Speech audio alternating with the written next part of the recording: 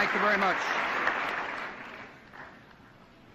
Mr. Speaker, Vice President Cheney, members of Congress, distinguished guests, fellow citizens.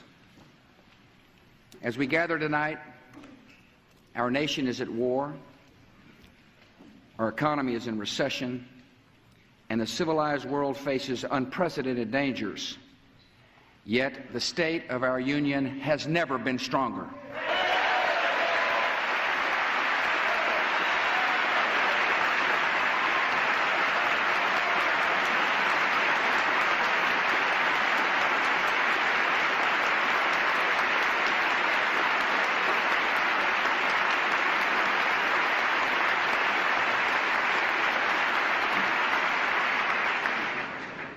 We last met in an hour of shock and suffering. In 4 short months, our nation has comforted the victims, begun to rebuild New York and the Pentagon, rallied a great coalition, captured, arrested, and rid the world of thousands of terrorists, destroyed Afghanistan's terrorist training camps, saved the people from starvation, and freed a country from brutal oppression.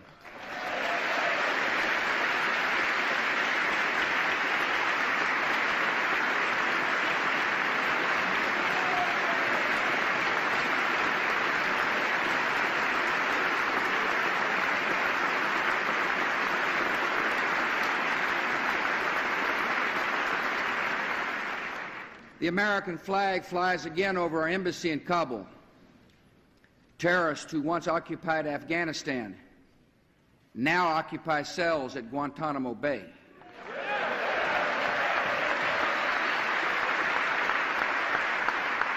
And terrorist leaders who urged followers to sacrifice their lives are running for their own.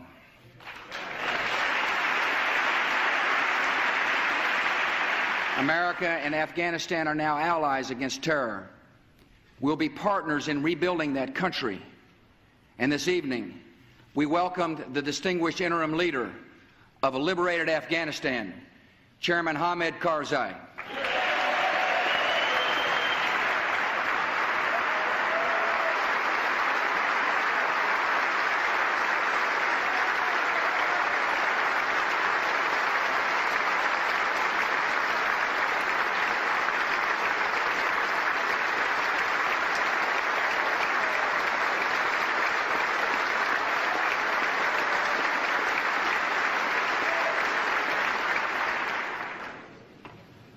The last time we met in this chamber, the mothers and daughters of Afghanistan were captives in their own homes, forbidden from working or going to school.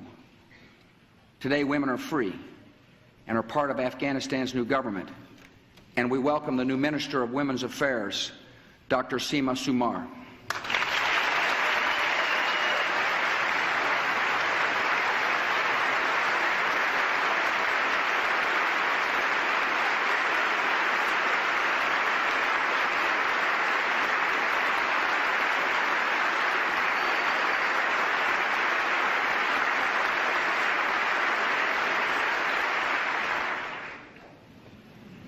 Our progress is a tribute to the spirit of the Afghan people, to the resolve of our coalition, and to the might of the United States military.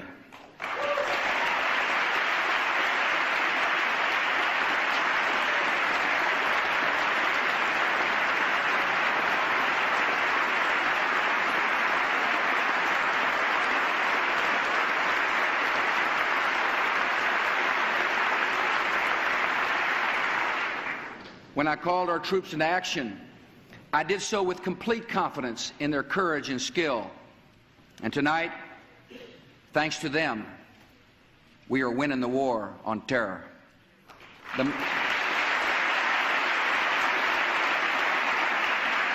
men and women of our armed forces have delivered a message now clear to every enemy of the United States, even 7,000 miles away, across oceans and continents, on mountaintops and in caves.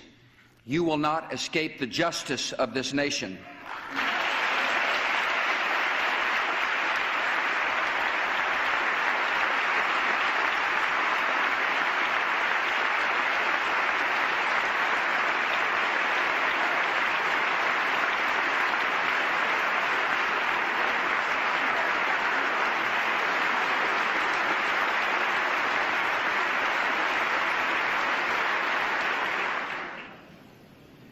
For many Americans, these 4 months have brought sorrow and pain that will never completely go away. Every day, a retired firefighter returns to ground zero to feel closer to his 2 sons who died there. At a memorial in New York, a little boy left his football with a note for his lost father. "Dear Daddy, please take this to heaven. I don't want to play football until I can play with you again someday." Last month, at the grave of her husband, Michael, a CIA officer and Marine who died in Mazar-e-Sharif, Shannon Spann said these words of farewell: "Semper Fi, my love." Shannon is with us tonight.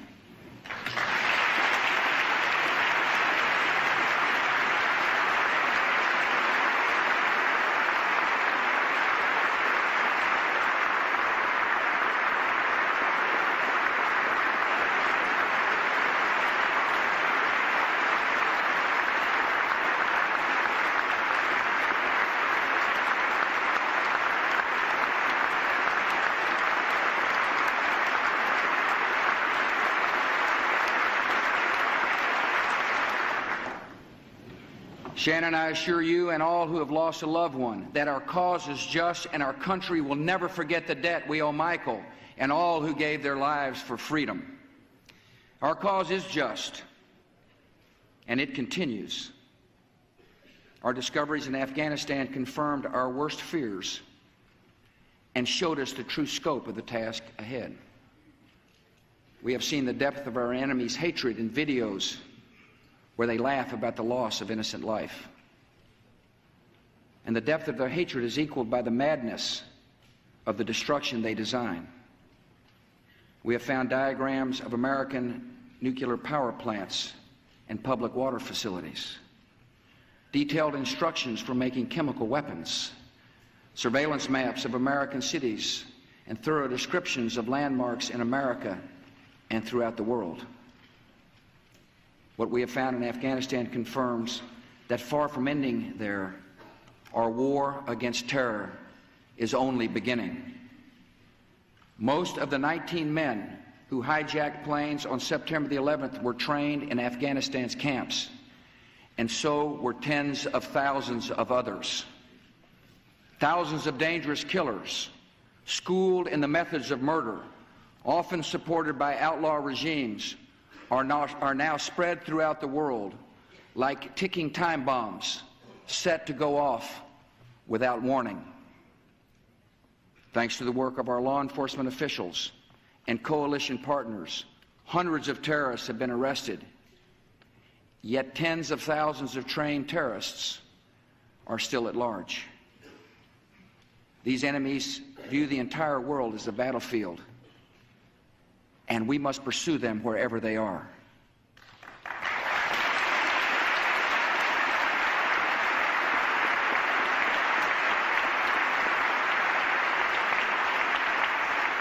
So long as training camps operate, so long as nations harbor terrorists, freedom is at risk, and America and our allies must not and will not allow it. Our nation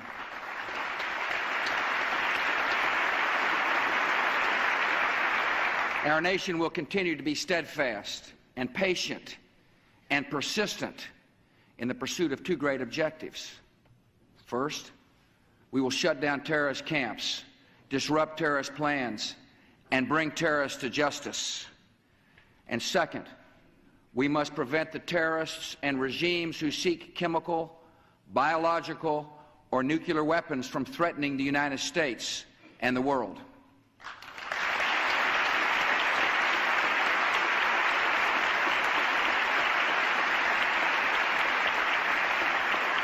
Our military has put the terror training camps of Afghanistan out of business, yet camps still exist in at least a dozen countries.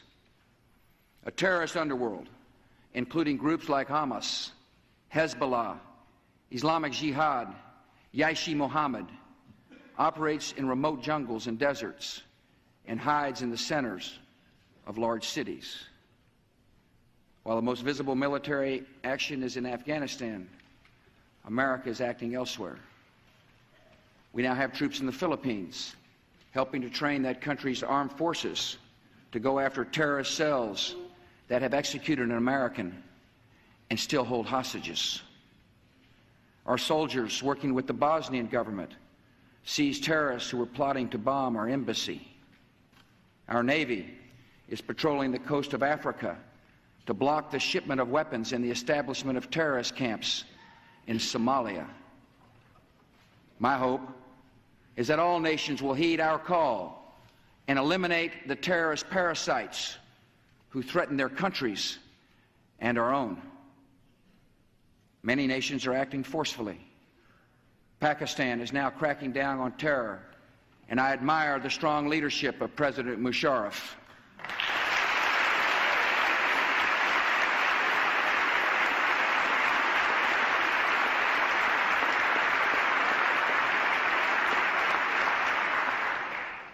But some governments will be timid in the face of terror. And make no mistake about it, if they do not act, America will.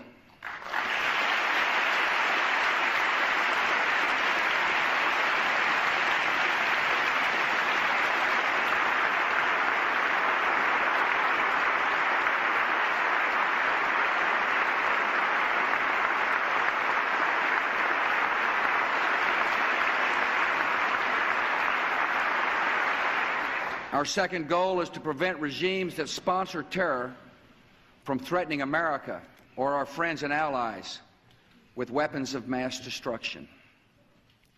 Some of these regimes have been pretty quiet since September the 11th, but we know their true nature. North Korea is a regime arming with missiles and weapons of mass destruction while starving its citizens. Iran aggressively pursues these weapons and exports terror, while an unelected few repress the Iranian people's hope for freedom. Iraq continues to flaunt its hostility toward America and to support terror. The Iraqi regime has plotted to develop anthrax and nerve gas and nuclear weapons for over a decade. This is a regime that has already used poison gas to murder thousands of its own citizens, leaving the bodies of mothers huddled over their dead children. This is a regime that agreed to international inspections, then kicked out the inspectors. This is a regime that has something to hide from the civilized world. States like these and their terrorist allies constitute an axis of evil, arming to threaten the peace of the world. By seeking weapons of mass destruction, these regimes pose a grave and growing danger. They could provide these arms to terrorists, giving them the means to match their hatred. They could attack our allies or attempt to blackmail the United States. In any of these cases, the price of indifference would be catastrophic. We will work closely with our coalition to deny terrorists and their state sponsors the materials, technology, and expertise to make and deliver weapons of mass destruction. We will develop and deploy effective missile defenses to protect America and our allies from sudden attack.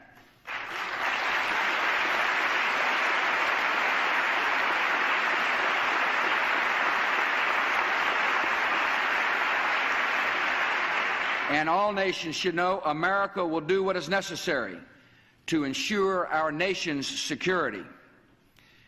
We'll be deliberate, yet time is not on our side. I will not wait on events while dangers gather. I will not stand by as peril draws closer and closer. The United States of America will not permit the world's most dangerous regimes to threaten us with the world's most destructive weapons.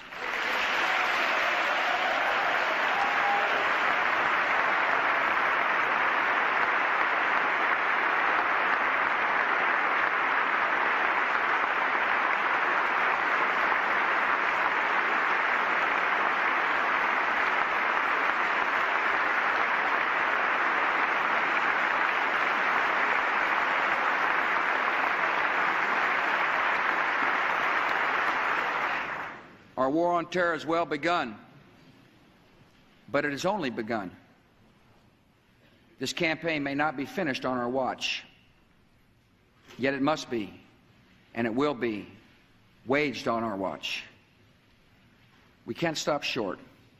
If we stop now, leaving terror camps intact and terror states unchecked, our sense of security would be false and temporary. History has called America and our allies to action, and it is both our responsibility and our privilege to fight freedom's fight.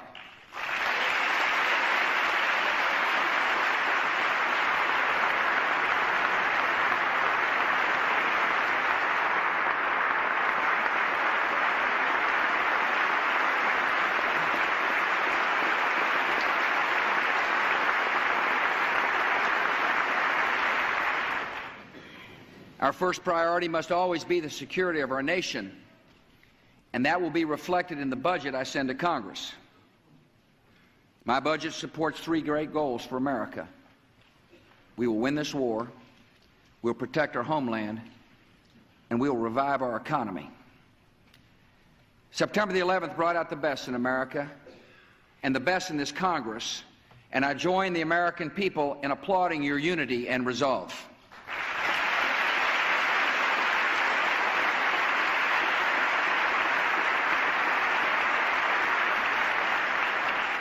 Now Americans deserve to have this same spirit directed toward addressing problems here at home.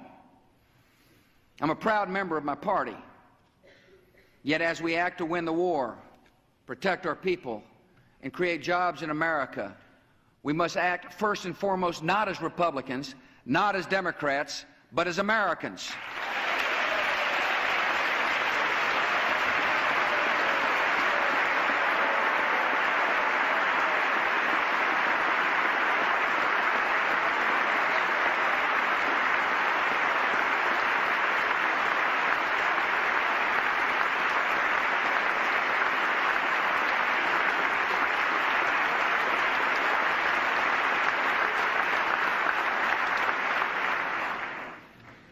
It costs a lot to fight this war. We have spent more than $1 billion a month, over $30 million a day, and we must be prepared for future operations. Afghanistan proved that expensive precision weapons defeat the enemy and spare innocent lives, and we need more of them. We need to replace aging aircraft and make our military more agile to put our troops anywhere in the world quickly and safely. Our men and women in uniform deserve the best weapons, the best equipment, the best training, and they also deserve another pay raise.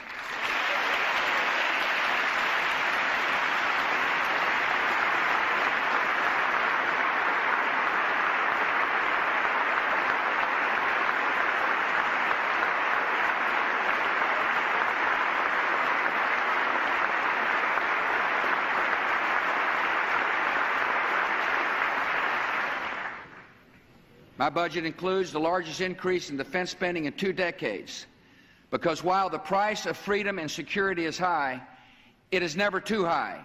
Whatever it costs to defend our country, we will pay.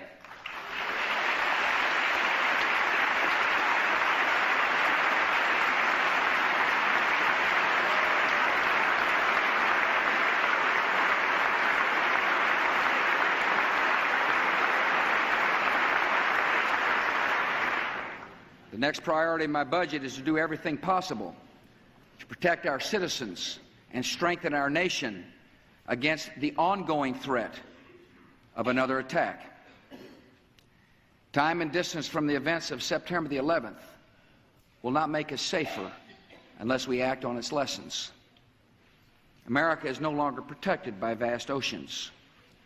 We are protected from attack only by vigorous action abroad and increased vigilance at home.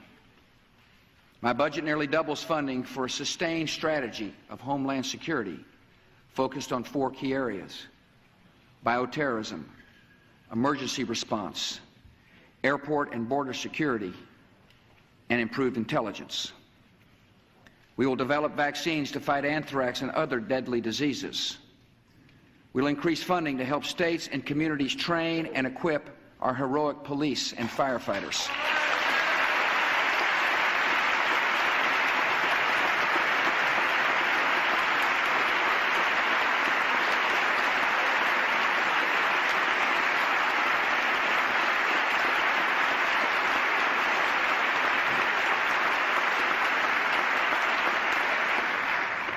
We will improve intelligence collection and sharing, expand patrols at our borders, strengthen the security of air travel, and use technology to track the arrivals and departures of visitors to the United States.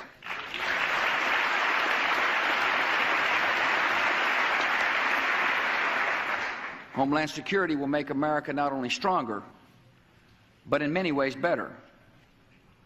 Knowledge gained from bioterrorism research will improve public health. Stronger police and fire departments will mean safer neighborhoods. Stricter border enforcement will help combat illegal drugs.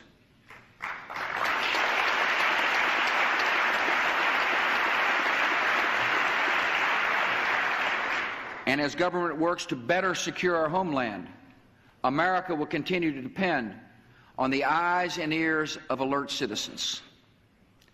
A few days before Christmas, an airline flight attendant spotted a passenger lighting a match. The crew and passengers quickly subdued the man, who had been trained by Al-Qaeda and was armed with explosives.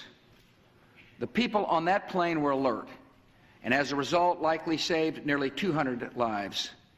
And tonight we welcome and thank Flight Attendant Hermes Mutardere and Christina Jones.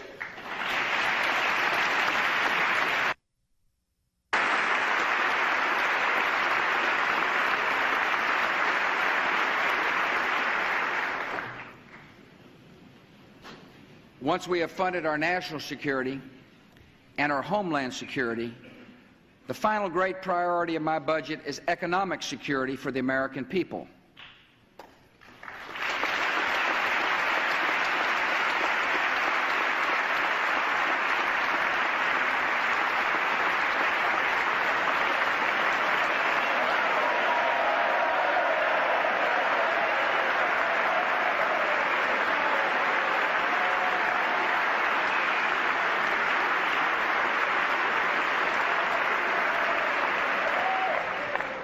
To achieve these great national objectives, to win the war, protect the homeland, and revitalize our economy, our budget will run a deficit that will be small and short-term so long as Congress restrains spending and acts in a fiscally responsible manner.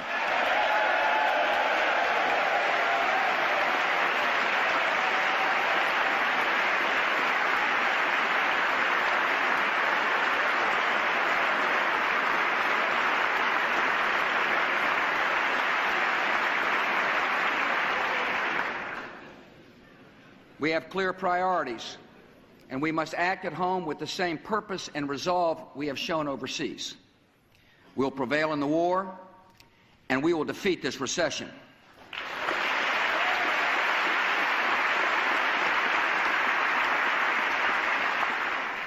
Americans who've lost their jobs need our help, and I support extending unemployment benefits and direct assistance for health care coverage.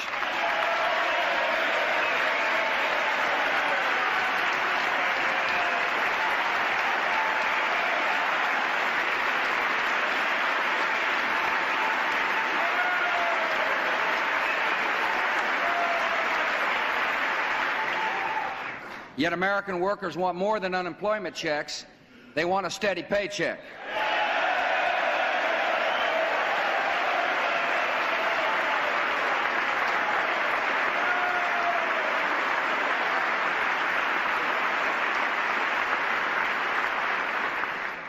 When America works, America prospers, so my economic security plan can be summed up in one word: jobs.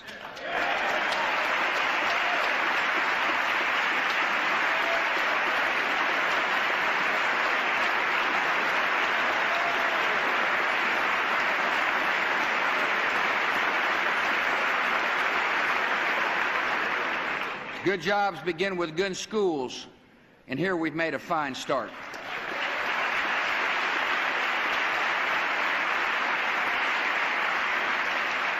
Republicans and Democrats work together to achieve historic education reform so that no child is left behind.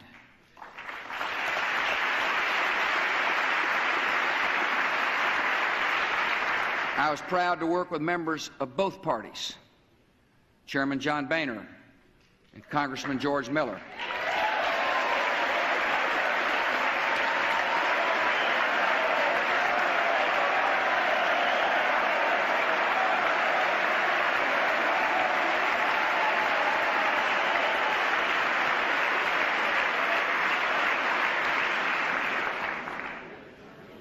Senator Judd Gregg.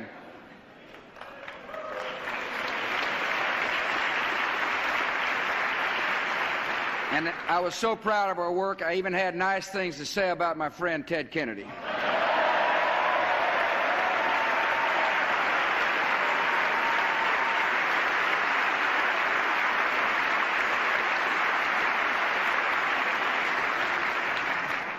I know the folks at the Crawford Coffee Shop couldn't believe I'd say such a thing. But our work on this bill shows what is possible if we set aside posturing and focus on results.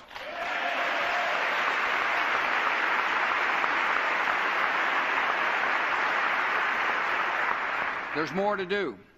We need to prepare our children to read and succeed in school with improved Head Start and early childhood development programs.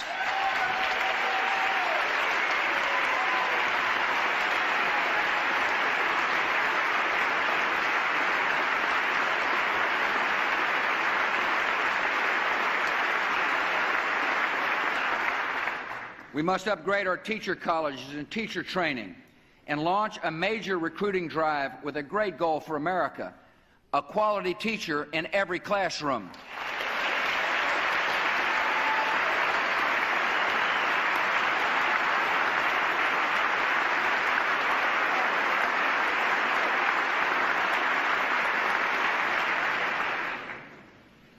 Good jobs also depend on reliable and affordable energy. This Congress must act to encourage conservation, promote technology, build infrastructure, and it must act to increase energy production at home so America is less dependent on foreign oil.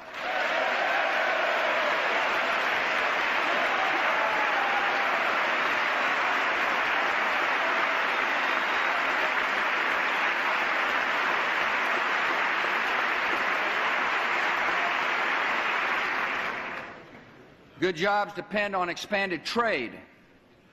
Selling into new markets creates new jobs.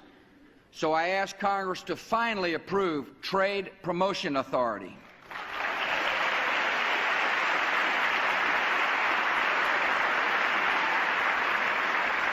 On these two key issues, trade and energy, the House of Representatives has acted to create jobs, and I urge the Senate to pass this legislation.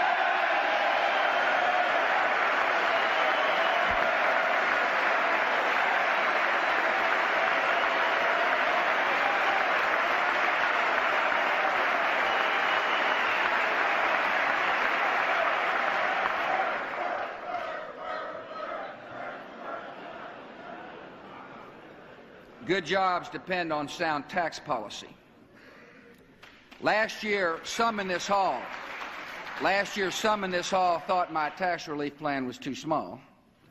Some thought it was too big. But when the checks arrived in the mail, most Americans thought tax relief was just about right.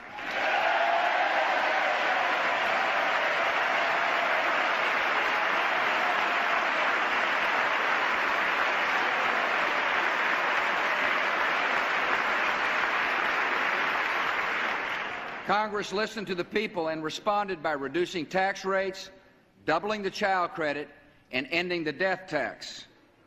For the sake of long-term growth and to help Americans plan for the future, let's make these tax cuts permanent.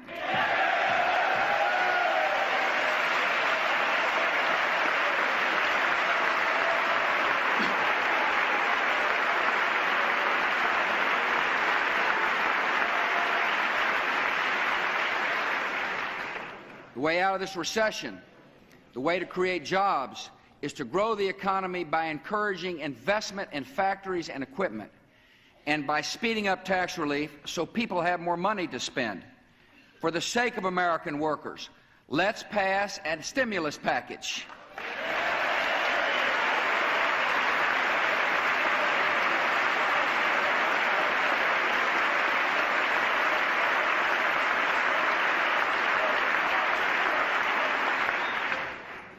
Good jobs must be the aim of welfare reform. As we reauthorize these important reforms, we must always remember the goal is to reduce dependency on government and offer every American the dignity of a job.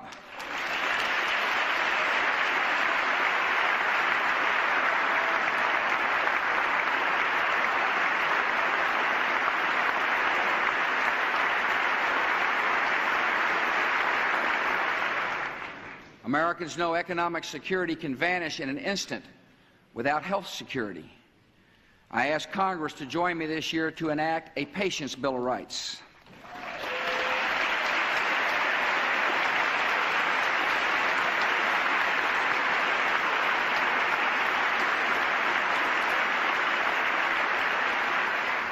To give uninsured workers credits to help buy health coverage.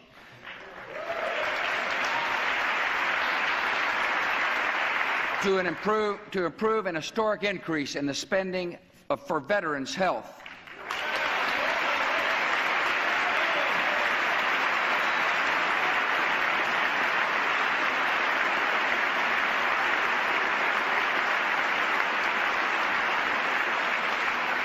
And to give seniors a sound and modern Medicare system that includes coverage for prescription drugs.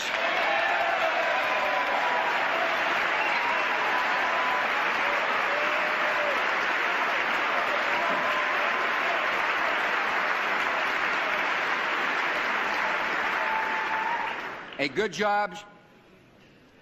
job should lead to security in retirement. I ask Congress to enact new safeguards for 401k and pension plans.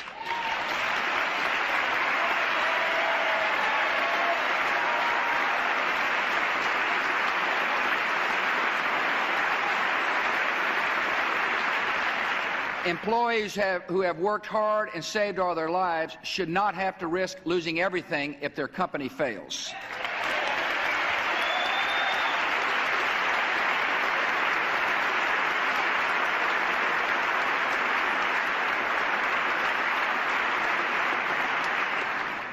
Through stricter accounting standards and tougher disclosure requirements, corporate America must be made more accountable to employees and shareholders and held to the highest standards of conduct.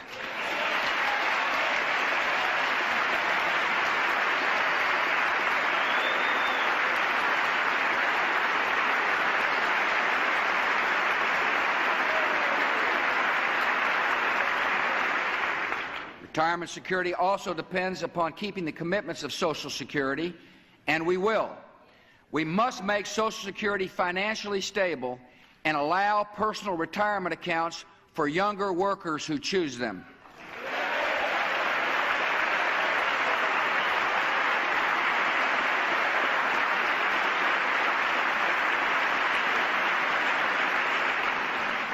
Members, you and I will work together in the months ahead on other issues.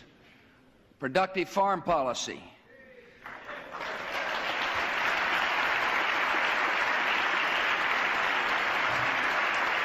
a cleaner environment,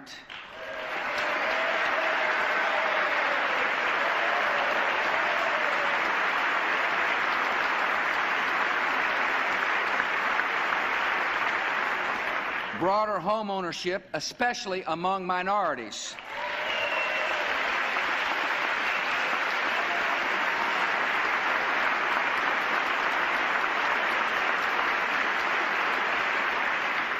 and ways to encourage the good work of charities and faith-based groups.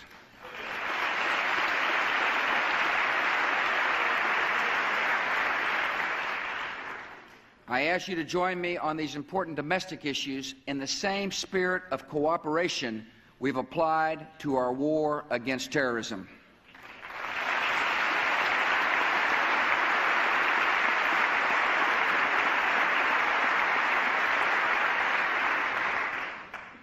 During these last few months, I've been humbled and privileged to see the true character of this country in a time of testing. Our enemies believed America was weak and materialistic, that we would splinter in fear and selfishness. They were as wrong as they are evil.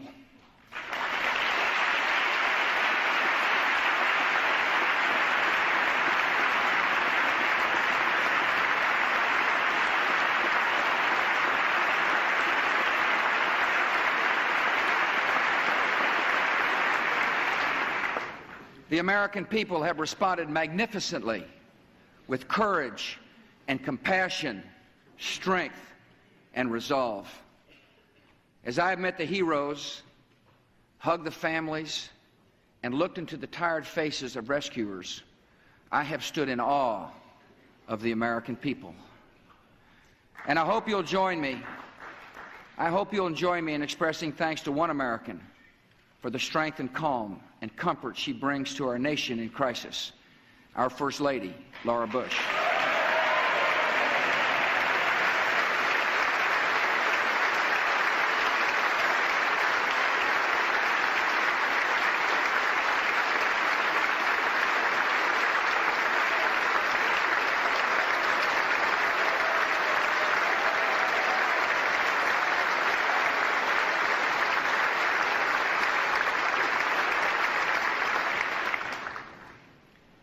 None of us would ever wish the evil that was done on September the 11th. Yet after America was attacked, it was as if our entire country looked into a mirror and saw our better selves. We were reminded that we are citizens with obligations to each other, to our country, and to history. We began to think less of the goods we can accumulate and more about the good we can do. For too long, our culture has said, if it feels good, do it. Now America is embracing a new ethic and a new creed. Let's roll.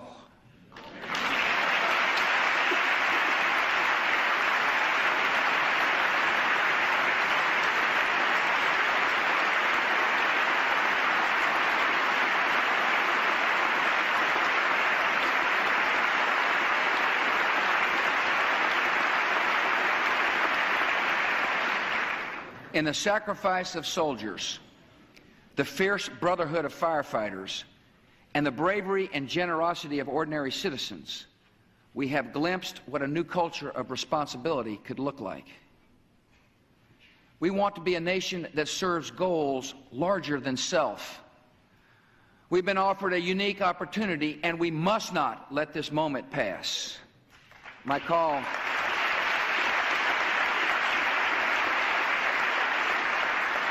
call tonight is for every American to commit at least 2 years, 4,000 hours over the rest of your lifetime, to the service of your neighbors and your nation.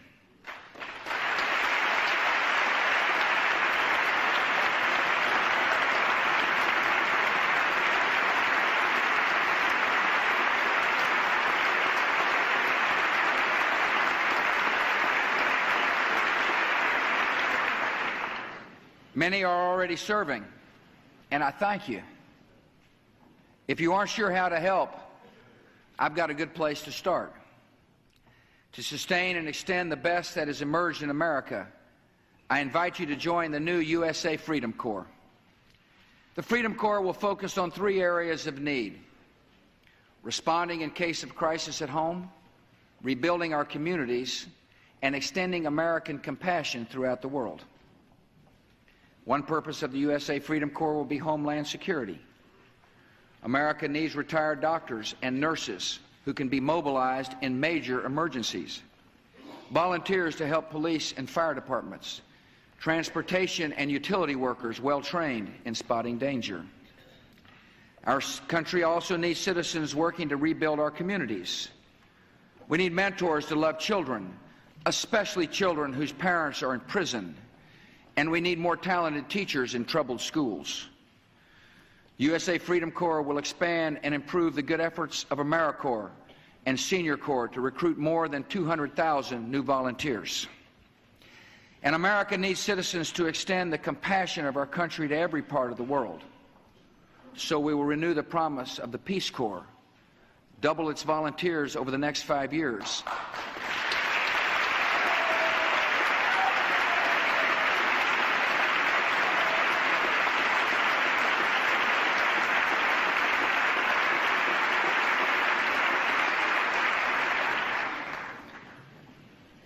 And ask it to join a new effort to encourage development and education and opportunity in the Islamic world.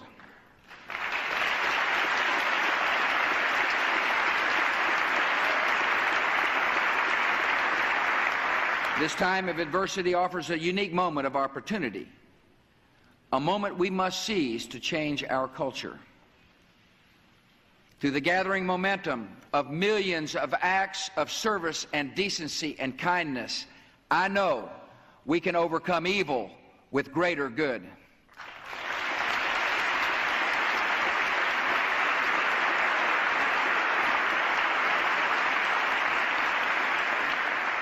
And we have a great opportunity during this time of war to lead the world toward the values that will bring lasting peace. All fathers and mothers in all societies want their children to be educated and live free from poverty and violence. No people on earth yearn to be oppressed or aspire to servitude or eagerly await the midnight knock of the secret police. If anyone doubts this, let them look to Afghanistan, where the Islamic street greeted the fall of tyranny with song and celebration.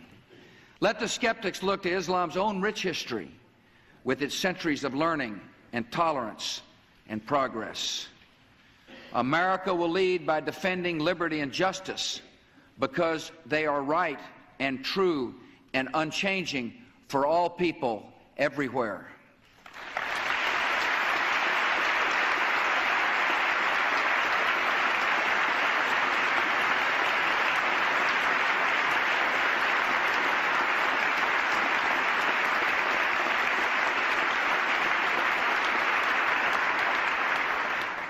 No nation owns these aspirations, and no nation is exempt from them.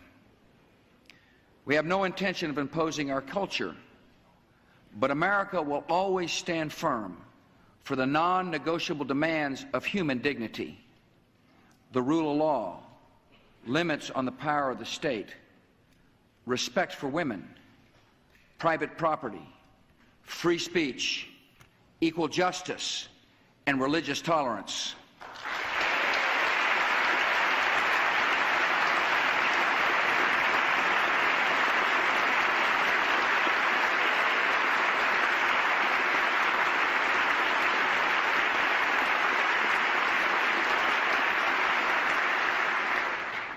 America will take the side of brave men and women who advocate these values around the world, including the Islamic world, because we have a greater objective than eliminating threats and containing resentment. We seek a just and peaceful world beyond the war on terror. In this moment of opportunity, a common danger is erasing old rivalries. America is working with Russia and China and India in ways we have never before to achieve peace and prosperity. In every region, free markets and free trade and free societies are proving their power to lift lives. Together with friends and allies from Europe to Asia and Africa to Latin America, we will demonstrate that the forces of terror cannot stop the momentum of freedom.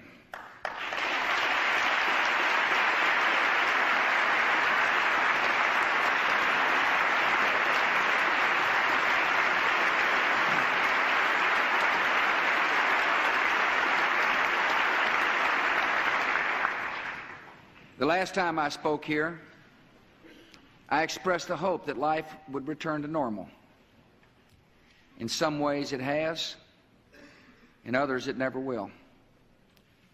Those of us who have lived through these challenging times have been changed by them. We've come to know truths that we will never question. Evil is real, and it must be opposed.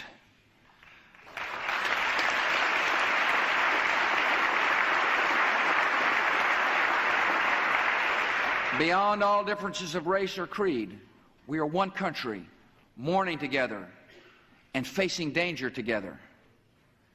Deep in the American character, there is honor, and it is stronger than cynicism. And many have discovered again that even in tragedy, especially in tragedy, God is near.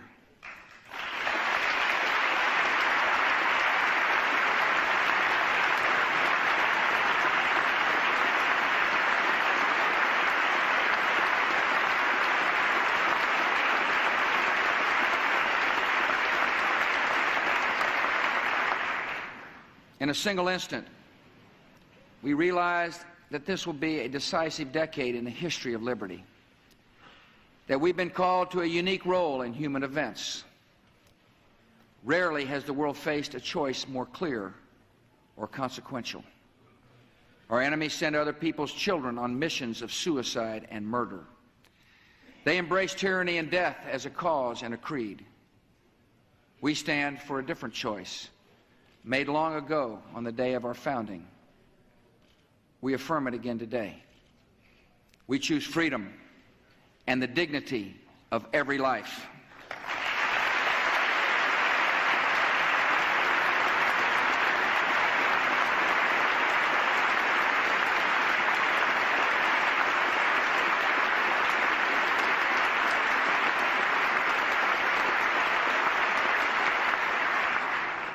Steadfast in our purpose, we now press on. We have known freedom's price. We have shown freedom's power. And in this great conflict, my fellow Americans, we will see freedom's victory. Thank you all. May God bless.